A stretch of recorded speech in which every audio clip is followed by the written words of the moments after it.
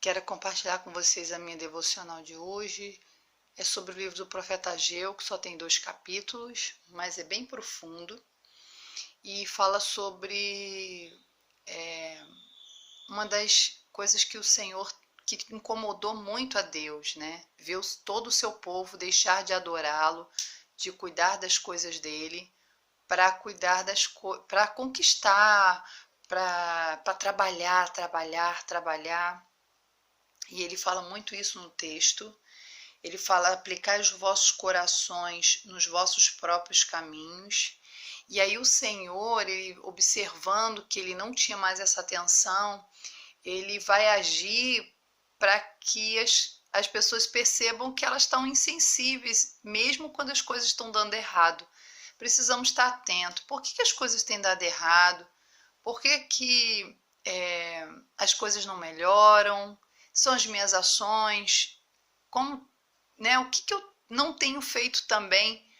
Porque todo o enriquecimento, toda a prosperidade, tudo que dá certo na nossa vida, tudo vem dele e é por ele e para ele. Então, quando a gente perde essa perspectiva, acha que é com a força do nosso braço, é com os planos mirabolantes que nós temos de conquistar e de fazer as coisas,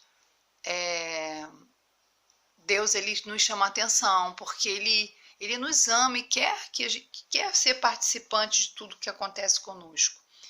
E aí ele diz assim, ó: semeais muito e recolheis pouco, comeis, mas não fartais, bebeis, mas não vos saciais, vestíveis, mas ninguém se aquece. E o que recebe salário num saco furado. Por quê? Porque vocês aplicam os vossos corações nos seus próprios caminhos.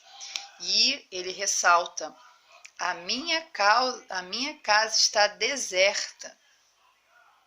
E ele dá dica: olha, vai, sobe, pega madeira para reconstruir. É interessante porque existem sinais muito clássicos da nossa vida que têm que ser analisados, né? Existem momentos de testes e existem momentos de reprovação.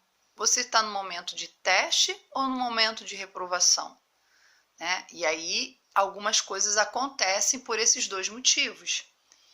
A versículo 11 diz assim: eu fiz vir a seca sobre a terra, e sobre os montes, e sobre o trigo, e sobre o mosto, o azeite, sobre o que a terra produz. Então, todo o teu trabalho, todo o teu esforço, Deus veio sobre tudo isso para que não desse certo e você se despertasse para voltar para mim.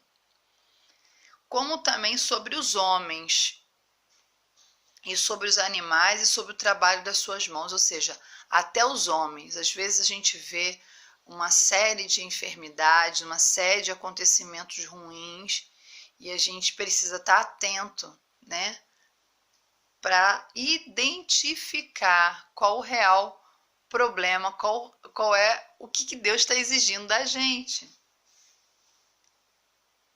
E nesse período, Ageu fala aos sacerdotes, né, Josué e Zorobabel, e eles ouvem. É interessante que essa chamada de atenção não deixa eles revoltados, indignados. Pelo contrário, eles ouvem a voz de Deus através do profeta Ageu e o espírito é ativado.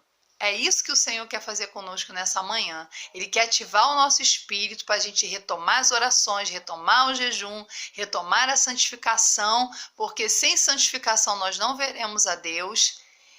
E Ele quer ser o centro, né?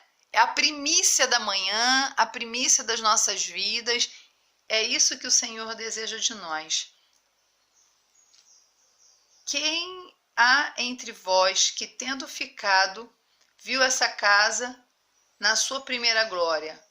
E como você vê agora? Não é esta como nada aos vossos olhos, comparada àquela? Esforçai-vos, todo o povo da terra, e trabalhai, porque eu sou convosco. Olha que lindo. Eu sei que ele fala sobre a construção do templo, que foi riquíssimo. O templo de Salomão foi assim tremendo, mas depois ele está aqui se reportando depois a Jesus Cristo, né? E nessa transição, né, eu percebo também que nós somos a casa, a morada do Senhor.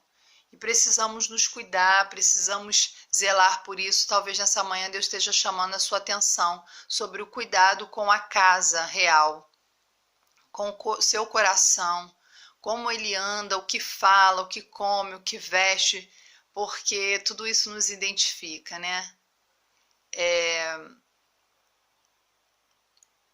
Se você está psicologicamente, fisicamente, né, sentimentalmente bem, nossa, a palavra de Deus diz que a alegria do Senhor uma mulher formosa, né, aquela que tem um sorriso, aquela que se estampa, aquilo que exterioriza o que está dentro de nós.